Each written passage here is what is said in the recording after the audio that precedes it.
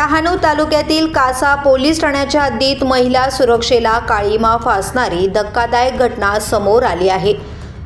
चौकशीसाठी बोलावलेल्या तरुणीवर एका हवालदाराने लैंगिक अत्याचार केल्याचा गंभीर आरोप करण्यात आलाय आणि पोलीस खात्यात चांगलीच खळबळ उडाली आहे। कासा परिसरातील एका विवाहित महिलेने 25 ऑक्टोबर रोजी तक्रार दिली होती।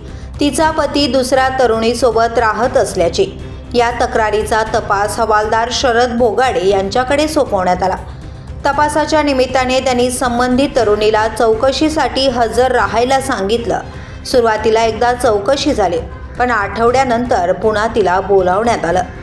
पीडित तरुणीने दिलेल्या तक्रारीनुसार दुसऱ्या भेटीत हवालदार भोगाडे यांनी तिला पोलीस ठाण्याच्या हद्दीतील एका निर्जन ठिकाणी नेलं आणि तिच्यावर जबरी अत्याचार केला। या घटनेमुळे घाबरलेल्या तरुणीने काही दिवसांनी धैर्य एकवटून डहाणू पोलीस ठाण्यात तक्रार नोंदवली। तक्रार मिळताच पोलिसांनी तात्काळ कारवाई करत गुन्हा दाखल केला आणि तपास पुन्हा कासा पोलिसांकडे सोपवण्यात आला। प्राथमिक तपासानंतर हवालदार शरद भोगाडे यांना अटक करण्यात आली। आरोपीवर कठोर कारवाई होईल असे पोलिसांनी स्पष्ट केले आहे।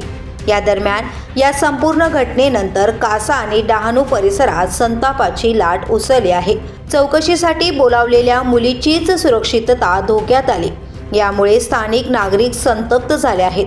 महिलांच्या सुरक्षेबाबत आणि पोलिसांकडून होणाऱ्या गैरवर्तनावर कठोर पावले उचलण्याची मागणी जोर धरत आहे।